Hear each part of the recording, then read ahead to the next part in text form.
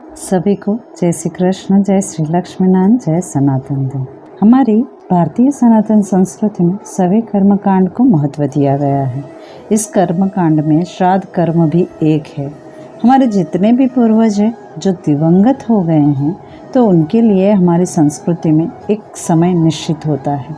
अब वैसे तो कोई लोग दैनिक श्राद्ध भी करते हैं, तो कुछ लोग मासिक श्राद्ध भी करते हैं, लेकिन जो कोई इनमें से कुछ नहीं करता है और जो साल में एक ही बार श्राद्ध करते हैं, जिसे हम वार्षिक श्राद्ध कहते हैं, जो भाद्रपद के कृष्ण पक्ष का समय निर्धारित किया गया है, जिसमें हम हमारे पूर्वजों की पुण्यतिथि के अनुसार इस तिथि को श्राद्ध करते हैं, जिसमें हम हमारे पूर्वज को याद करके उनके नाम से भोजन करना, दान पुण्य आदि करते हैं और ऐसे हम हमारे पूर्वजों को सम्मान देते हैं। यह सब हम श्राद्ध पक्ष में करते हैं और किस लिए करते हैं, इसका वर्णन हमने हमारे पिछले वीडियो में विस्तार से बताया है, आप जाकर देख सकते हैं। लेकिन आज हम जानेंगे कि हम श्राद्ध क्यों करते हैं, क्या विज्ञान जुड़ा है इसके पीछे। चलिए समझते हैं।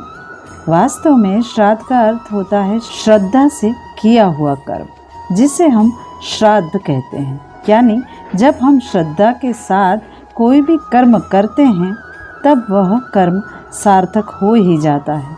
लेकिन बहुत से ऐसे भी लोग हैं जो श्राद्ध पक्ष को नहीं मानते हैं, और ऐसे भी लोग हैं जो कहते हैं जीते जी तो सेवा नहीं की, कुछ खिलाया नहीं, तो मृत्यु के पश्चात खिलाने से क्या फ़ायदा होगा।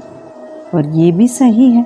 जो ये प्रश्न करते हैं कि हमें श्राद्ध क्यों करना चाहिए या हम श्राद्ध क्यों करें, तो आज का ये वीडियो उन सभी के लिए है।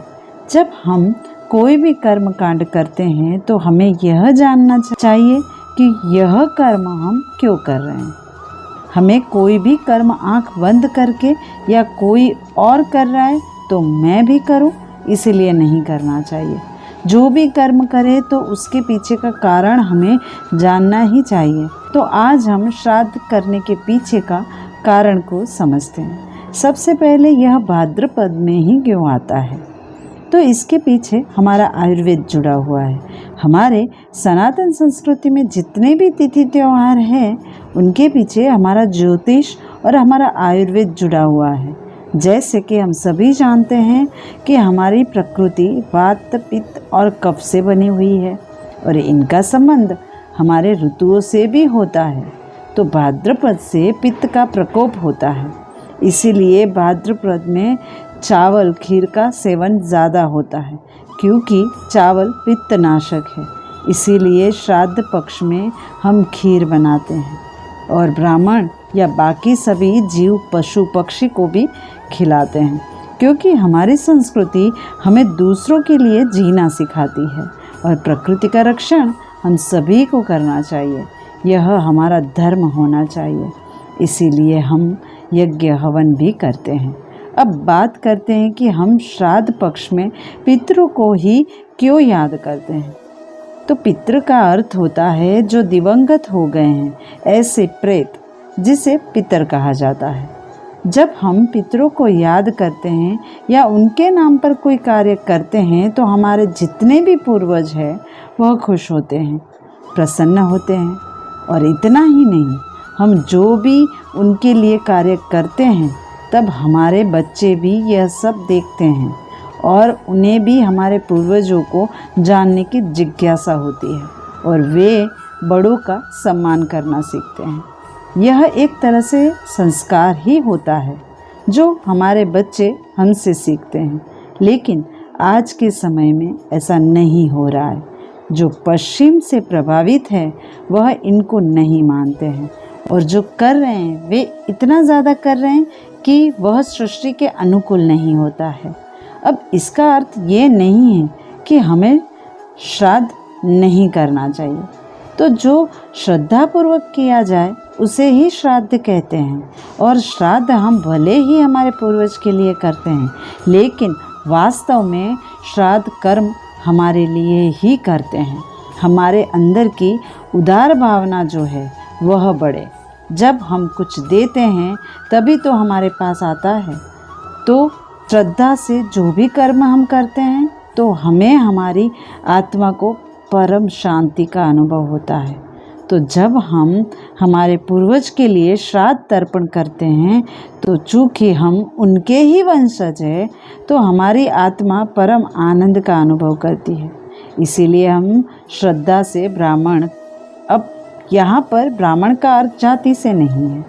ब्राह्मण जो ज्ञानी है, जो शास्त्र क्या है वो जानता है, तो ऐसे ब्राह्मण को भोजन देना या जो हमारे अपने हैं उन्हें भोजन कराना और कौए, पक्षी और गाय को ग्रास खिलाना, दान दक्षिणा देना आदि हम करते हैं, जिससे हमें सुख शांति की अनुभूति होती है। तो हमारे बच्चों में कुल के प्रति सम्मान बढ़े और हीन भावना ना आए जीवन में, और समझकर इस परंपरा को आगे लेकर जाते हैं। और हमारी मनुस्मृति कहती है कि आप कितनों को देते हो, इससे ज़्यादा कैसे, यानी कि किस भाव से दे रहे हो, यह महत्व रखता है। तो अपने पूर्वजों के निमित्त जो भी कर्म करे, भोजन करे या दान दक्षिणा दे, तो वह श्रद्धा से करे, उनके पीछे के कारण को समझ कर करे, तभी उसका महत्व होगा। तो उम्मीद है आपको ये वीडियो पसंद आया होगा, और पसंद आया हो तो इसे लाइक और सब्सक्राइब ज़रूर से करें और इसे दूसरों तक शेयर ज़रूर से करिए। क्या पता उनको इस ज्ञान की वास्तव में ज़रूरत हो। तो मिलते हैं अगली बार एक और नए ज्ञान के साथ। तब तक अपना और अपनों का ख्याल रखें और खुश रहिए। शुभ भवतु।